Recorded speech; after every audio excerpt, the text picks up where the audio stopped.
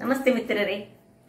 ಇವತ್ತು ಗಣೇಶನಿಗೆ ಅತ್ಯಂತ ಪ್ರಿಯವಾದ ಗೋಧಿಯಿಂದ ಮಾಡಿದಂತಹ ಚಕ್ಕುಲಿ ಹಾಗೂ ಗೋಧಿಯಿಂದ ಮಾಡಿದಂತಹ ಅಪ್ಪ. ನಾವೆಲ್ಲಿಯೂ ಒಂದು ಟೆಂಪಲ್ಗಳಿಗೆ ಹೋಗುವಾಗ ಅಲ್ಲಿ ಪ್ರಸಾದ ರೂಪವಾಗಿ ಈ ಗೋಧಿಯ ಒಂದು ಅಪ್ಪೆಯನ್ನು ಕೊಡ್ತಾರೆ. ಅದು ತುಪ್ಪದಿಂದ ಮಾಡಿದಂತಹದ್ದು.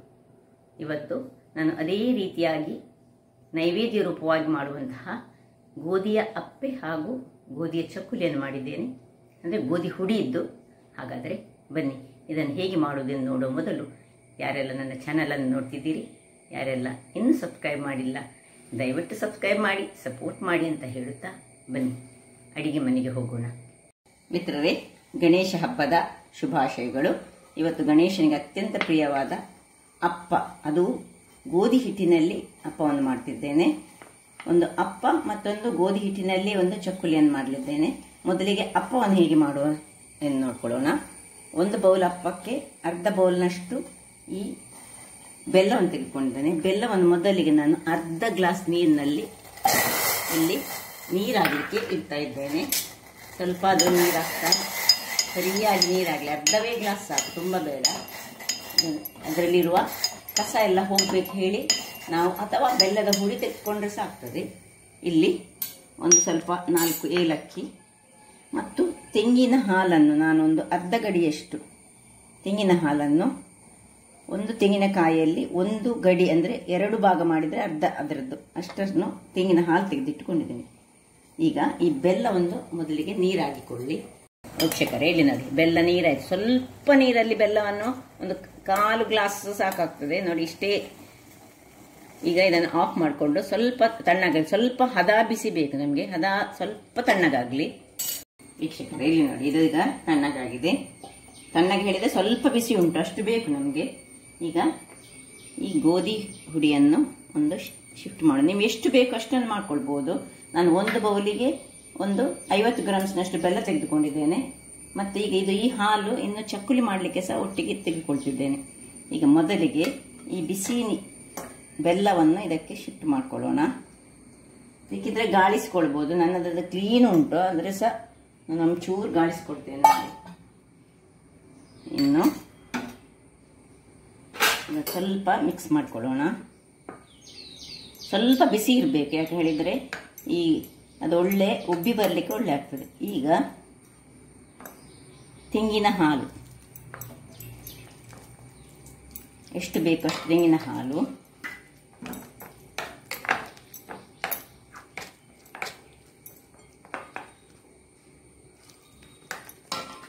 ಕೈಯನ್ನು ಶುಚಿಯಾಗಿ ತೊಳೆದುಕೊಂಡು ಕೈಯಲ್ಲಿ ಸಹ ಮಾಡಿಕೊಳ್ಬೋದು. ಕೈಯಲ್ಲಿ ಮಾಡಿದರೆ ಸಹ ಬೇಗ ತಿರುಗಿಸ್ಲಿಕ್ಕೆ, ಇದೆಲ್ಲ ಇಂಥದನ್ನು ತಿರುಗಿಸ್ಲಿಕ್ಕೆ ಕೈ ಯೂಸ್ ಮಾಡಿದರೆ ಬಹಳ ಒಳ್ಳೆಯದಾಗೋದು.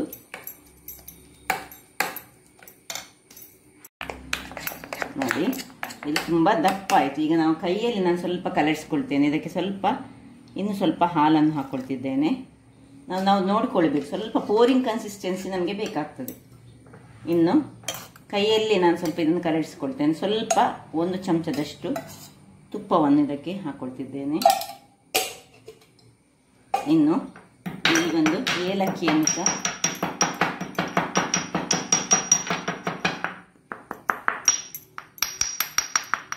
ಗುದ್ದಿಕೊಂಡು ಹಾಕಿ,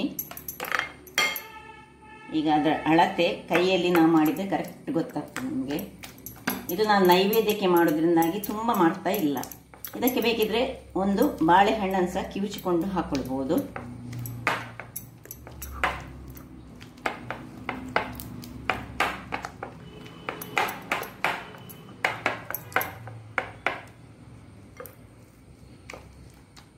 ತುಂಬ ಸ್ಮೂತ್ ಆಗಿ ಬರ್ತದೆ. ನಾನೀಗ ಒಂದು ಬಾಳೆಹಣ್ಣನ್ನು ಇದಕ್ಕೆ ಚೆನ್ನಾಗಿ ಕಿವುಚಿ ಹಾಕ್ಕೊಳ್ತೇನೆ. ಸಿಪ್ಪೆ ತೆಗೆದ ಬಾಳೆಹಣ್ಣನ್ನು ನೋಡಿ ಕೈಯಲ್ಲಿ ಹೀಗೆ ಕಿವುಚಿಕೊಂಡು, ಅಥವಾ ಗ್ರೈಂಡರ್ನಲ್ಲಿ ಸಹ ನೀವು ಮಾಡ್ಕೊಳ್ಬೋದು. ಆದರೆ ಇದು ಕಿವುಚಿ ಒಳ್ಳೆ ಹಣ್ಣಾದದಾದರೆ ಬಹಳ ಒಳ್ಳೆಯದು. ಎಲ್ಲ ಹಾಕಿದ ಮೇಲೆ ಇದನ್ನು ಚೆನ್ನಾಗಿ ಹೀಗೆ ಕಿವುಚಿಕೊಂಡ್ರೆ ಎಲ್ಲ ಒಟ್ಟಿಗೆ ಹಾಕಿ ಗ್ರೈಂಡರಲ್ಲಿ ಸಹ ಗ್ರೈಂಡ್ ಮಾಡ್ಕೊಳ್ಬೋದು, ಸುಲಭ ಆಗ್ತದೆ. ಆದರೆ ಹೀಗೆ ಮಾಡಿದ್ದಕ್ಕೆ ಸ್ವಲ್ಪ ರುಚಿ ಜಾಸ್ತಿ. ನೋಡಿ, ಇನ್ನು ಸ್ವಲ್ಪ ಬೆಲ್ಲದ ನೀರು ಸ್ವಲ್ಪ ಹಾಕ್ಕೊಳ್ತಿದ್ದೇನೆ.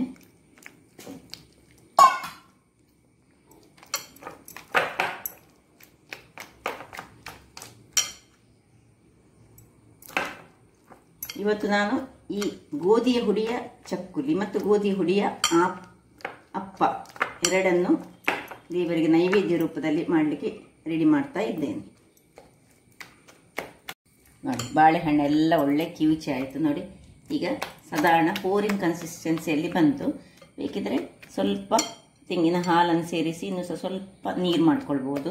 ತುಂಬ ದಪ್ಪ ಬೇಡ, ಇದು ತುಂಬ ದಪ್ಪ ಆದರೆ ಈ ಅಪ್ಪೆ ಅದು ಒಳ್ಳೆಯದಾಗೋದಿಲ್ಲ, ಸ್ಮೂತಾಗಿ ಸಹ ಬರೋದಿಲ್ಲ. ಸ್ವಲ್ಪ ತೆಂಗಿನ ಹಾಲನ್ನು ನೋಡಿಕೊಂಡು ಹಾಕ್ಕೊಂಡ್ರೆ ಆಯಿತು. ನೋಡಿ, ಎಲ್ಲ ಬಾಳೆಹಣ್ಣು ಸಹ ಕಿವುಚಿ ಅದರಲ್ಲಿ ಮಿಕ್ಸ್ ಆಗಿ ಆಯಿತು. ಇಷ್ಟ ಆದ ಮೇಲೆ ಒಂದು 10 ನಿಮಿಷ ಇದನ್ನು ಹೀಗೆ ನೆನೆಯಲಿಕ್ಕೆ ಬಿಡೋಣ. 10 ನಿಮಿಷಗಳ ಬಳಿಕ ಇಲ್ಲಿ ನೋಡಿ ಅಪ್ಪಯ ಪ್ಯಾನನ್ನು ಇಟ್ಟುಕೊಂಡಿದ್ದೇನೆ ನಾನು. ಇಲ್ಲಿ ಇದು ರೆಡಿಯಾಗಿದೆ. ಸ್ವಲ್ಪ ಇದನ್ನು ಇನ್ನೊಮ್ಮೆ ಹೀಗೆ ಕಲಸಿಕೊಳ್ಳೋಣ.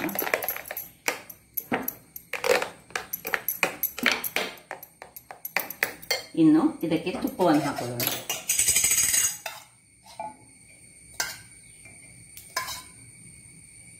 ತುಪ್ಪ ನಿಮಗೆ ಎಷ್ಟು ತುಂಬ ಬೇಕಾದರೆ ತುಂಬ ಹಾಕೊಳ್ಬೋದು, ಸ್ವಲ್ಪ ಆದರೆ ಸ್ವಲ್ಪ ಹಾಕೊಂಡು ಸಹ ಮಾಡ್ಕೊಳ್ಬೋದು. ದೇವರಿಗೆ ನೈವೇದ್ಯ ಇಡುವಾಗ ನಾವು ಸ್ವಲ್ಪ ಗಣಪತಿಗೆ ಸ್ವಲ್ಪ ಹೆಚ್ಚಿನ ತುಪ್ಪವನ್ನು ನಾವು ಯೂಸ್ ಮಾಡ್ತೇವೆ. ನೀವು ಹೀಗೆ ಬ್ರೇಕ್ಫಾಸ್ಟಿಗೆ ಇದನ್ನು ತಯಾರಿಸ್ಕೊಳ್ಬೋದು. ಹಾಗಾಗುವಾಗ ಸ್ವಲ್ಪ ಎಣ್ಣೆ ಅಥವಾ ಸ್ವಲ್ಪ ತುಪ್ಪದಲ್ಲಿ ಮಾಡ್ಕೊಳ್ಬೋದು. ನೋಡಿ, ಎಣ್ಣೆ ಇದು ತುಪ್ಪ ಕಾಯುವಾಗ ಮುಕ್ಕಾಲಷ್ಟು ಹಾಕೊಳ್ಳೋಣ. ನೋಡಿ, ತುಂಬ ಎಳೆಯುವುದಿಲ್ಲ ಇದು ತುಪ್ಪ. ಅದರಿಂದಾಗಿ ಈ ಗಣಪತಿಗೆ ಮಾಡುವಾಗ ಈ ಬಾಳೆಹಣ್ಣು ಮತ್ತು ತುಪ್ಪ ಈ ಒಂದು ಅಪ್ಪಕ್ಕೆ ಮೇಯ್ನ್ ಆಗಿ ಹಾಕುವಂಥದ್ದು.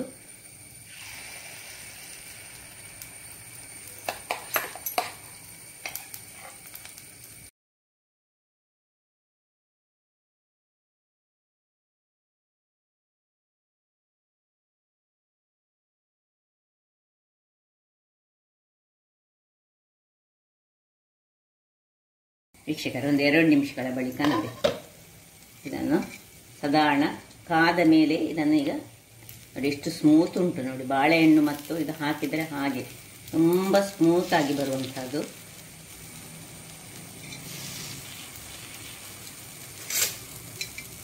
ಕಲರ್ ಮಾತ್ರ ಈ ಗೋಧಿಯ ಹುಡಿ ಆದ್ದರಿಂದಾಗಿ ಸ್ವಲ್ಪ ಕಪ್ಪು ಕಲರಲ್ಲಿ ಇದು ಬರ್ತದೆ ಹೆಚ್ಚಾಗಿ.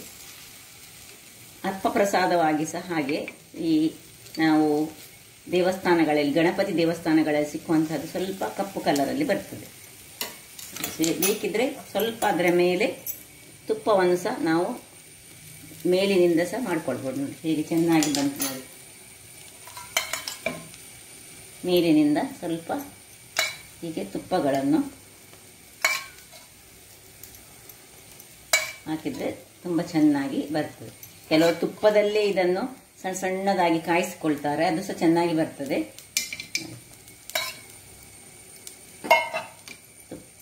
ಇದು ಸ್ವಲ್ಪ ಹೊತ್ತು ಇನ್ನು ಹದಾ ಉರಿಯಲ್ಲಿ ಬೇಯಲಿ. ವೀಕ್ಷಕರೇ, ಆಯ್ತು ನೋಡಿ, ಒಳ್ಳೆ ಕಾದಿದೆ, ಹೇಗೆ ಬಂದಿದೆ ನೋಡಿ, ಎಷ್ಟು ಚೆನ್ನಾಗಿ ಬರ್ತದೆ ಹೇಳಿದರೆ ದೇವರಿಗೆ. ನೋಡಿ, ನಾನು ಇದು ಏಳನ್ನು ಈಗ ಮೊದಲಿಗೆ ನೈವೇದ್ಯವಾಗಿ ಇಡಲಿಕ್ಕೆ ಎಣ್ಣೆ ಮಾಡಿಕೊಡ್ತಿದ್ದೇನೆ.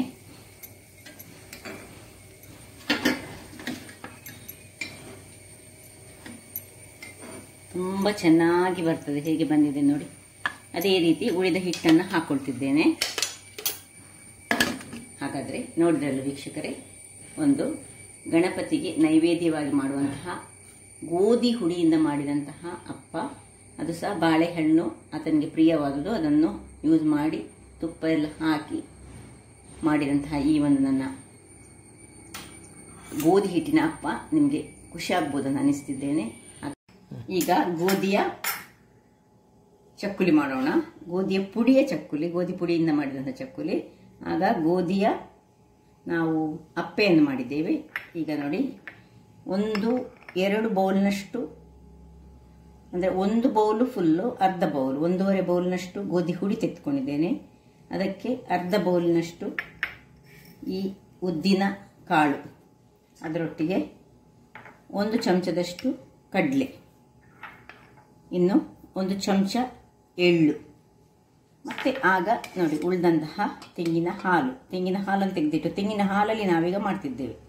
ಈಗ ಮೊದಲಿಗೆ ನಾವು ಒಂದು ಬಾಣಲೆಯನ್ನು ಇಟ್ಕೊಂಡು ಇದು ಬಿಸಿ ಆಗುವಾಗ ಈಗ ಒಂದು ಚಮಚದಷ್ಟು ಈ ಒಂದು ಕಡಲೆಕಾಳನ್ನು ಹುರಿದುಕೊಳ್ಳೋಣ. ಸ್ವಲ್ಪ ಅದು ಕೆಂಪಾಗುವಾಗ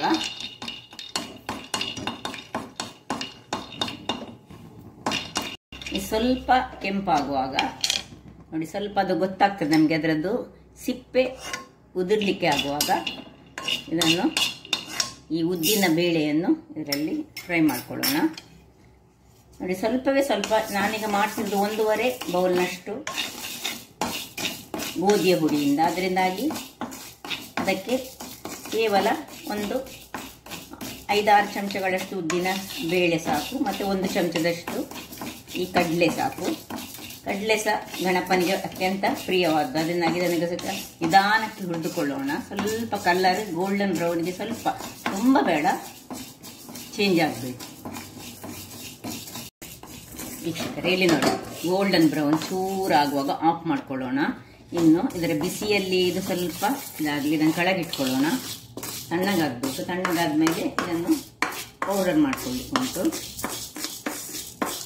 ಓಕೆ ವೀಕ್ಷಕರೇ, ತುಂಬ ತಣ್ಣಗೆ ಸಾಕಬಾರ್ದು, ಸ್ವಲ್ಪ ಬಿಸಿ ಬಿಸಿ ಇರುವಾಗಲೇ ಇದನ್ನೀಗ ನಾವು, ಅಂದರೆ ಹದ ಇರಬೇಕು, ಮಿಕ್ಸಿ ಹಾಳಾಗಬಾರ್ದು. ಹಾಗಾಗಿ ನೋಡಿ, ಈ 1.5 ಕಪ್ಪಿಗೆ ಇಷ್ಟೇ ಸಾಕು ಉದ್ದಿನ ಬೇಳೆ ಹೆಚ್ಚು ಹಾಕೊಳ್ಳಿಕ್ಕೆ ಇಲ್ಲ.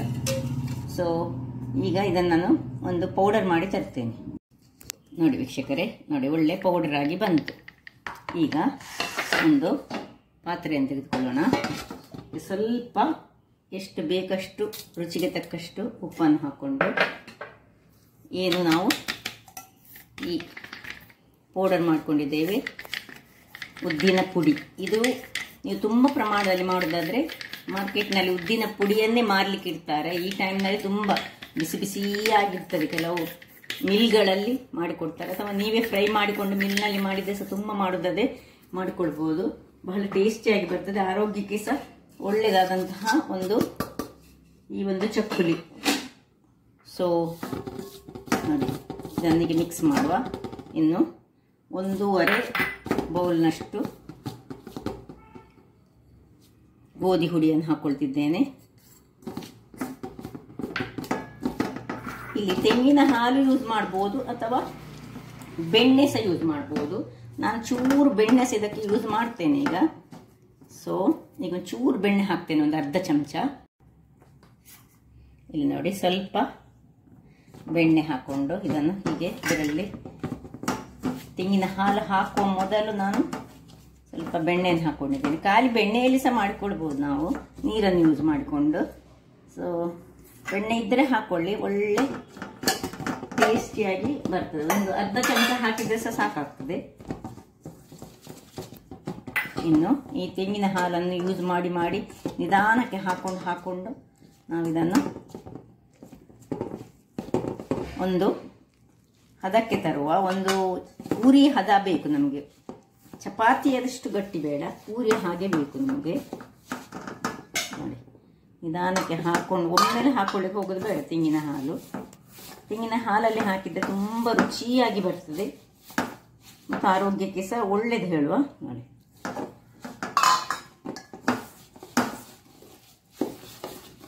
ತುಂಬ ನೀರು ಸಹ ಮಾಡ್ಕೊಳ್ಬಾರ್ದು, ತುಂಬ ಗಟ್ಟಿ ಸಹ ಆಗಬಾರ್ದು. ಇನ್ನು ಕೊನೆಗೆ ಸ್ವಲ್ಪ ಎಳ್ಳನ್ನು ಹಾಕೊಳ್ಳೋಣ. 1 ಚಮಚದಷ್ಟು ಎಳ್ಳು ಹಾಕೊಂಡು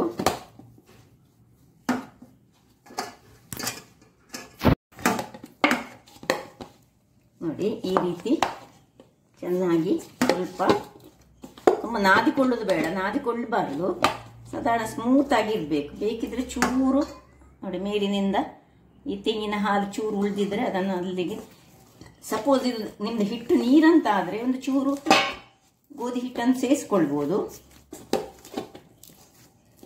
ಸಾಕು, ಇಷ್ಟ ಆಗಿ ಇದನ್ನು ನಾವೀಗ ಇದರ ಮೇಲೆ ಬೇಕಿದ್ರೆ ಸ್ವಲ್ಪ ಎಣ್ಣೆಯನ್ನು ಬೇಕಿದ್ರೆ ತಾಗಿಸಿ ಒಂದು 2 ನಿಮಿಷಗಳ ಕಾಲ ಅಥವಾ ಒಂದು 5 ನಿಮಿಷಗಳ ಕಾಲ ಇದನ್ನು ಸ್ವಲ್ಪ ಮುಚ್ಚಿಟ್ಕೊಳ್ಳೋಣ.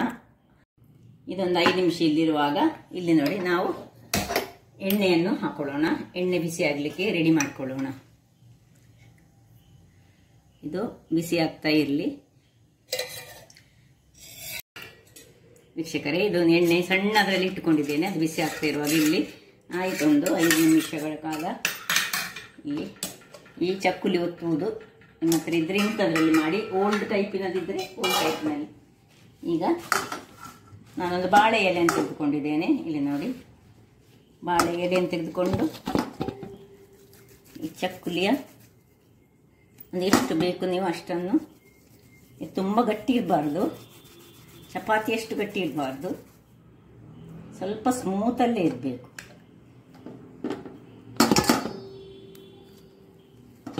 ಒಟ್ಟಿಗೆ ಒಂದೇ ಇದರಲ್ಲಿ ತೆಗೆದುಕೊಂಡ್ರೆ ಒಳ್ಳೆಯದು, ಎಷ್ಟು ಹಿಡಿತದೆ ಅಂತ ನೋಡಿಕೊಂಡು.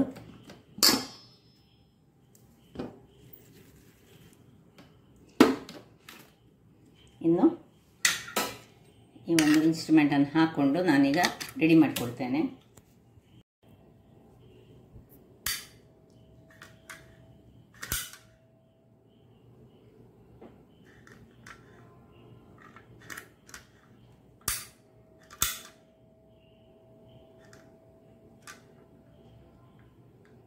ನೋಡಿ ಈ ರೀತಿಯಾಗಿ ನಿಧಾನಕ್ಕೆ ರೌಂಡ್ ಶೇಪ್ನಲ್ಲಿ ಎಷ್ಟೆಷ್ಟು ದೊಡ್ಡದು ಬೇಕು, ನಾನು ತುಂಬ ದೊಡ್ಡದು ಮಾಡೋದಿಲ್ಲ, ಅದಾದಲ್ಲಿ ಶೇಪು ಕೊಡಲಿಕ್ಕೆ ಅದಾದಲ್ಲಿ ನಾನು ಮಾಡ್ತಾ ಇದ್ದೇನೆ. ನೋಡಿ ಇಷ್ಟಿಷ್ಟೇ ದೊಡ್ಡದಾಗಿ ಸಣ್ಣ ಶೇಪ್ನಲ್ಲಿ ನಾನು ಎಲ್ಲವನ್ನು ಸಹ ಹೀಗೆ ಮಾಡಿಕೊಳ್ತೇನೆ.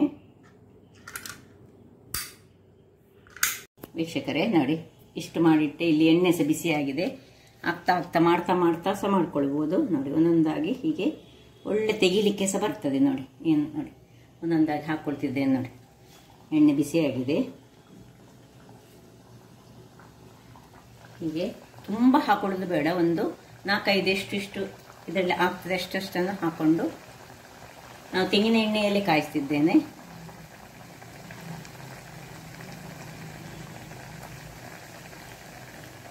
ಒಮ್ಮೆ ಸುರಿಗೆ ಕೈ ಆಡಿಸಬಾರ್ದು, ಸ್ವಲ್ಪ ಅದು ಹೊತ್ತಾಗಲಿ, ಆಮೇಲೆ ಕೈ ಆಡಿಸ್ಕೊಳ್ಳೋಣ.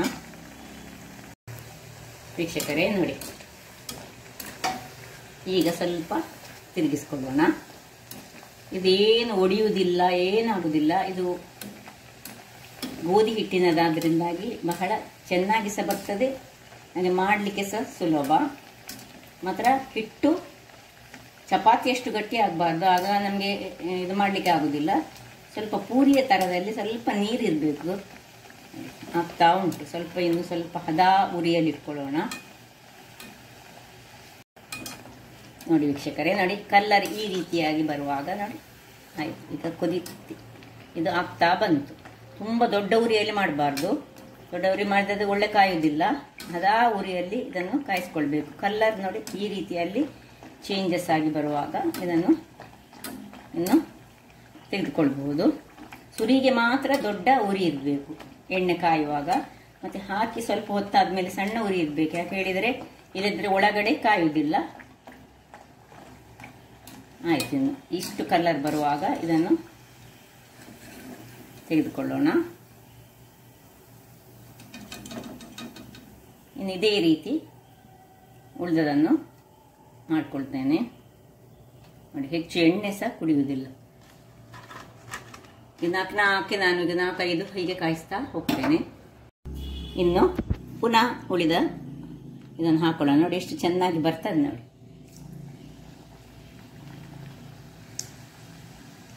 ಸೊ ಇಲ್ಲಿ ಯಾವಾಗಲೂ ಲಾಕ್ ಮಾಡ್ಕೊಳ್ಬೇಕು, ಹಾಗೆ ಪಕ್ಕಕ್ಕೆ ಅದು ಏನು ಇದಾಗುವುದಿಲ್ಲ.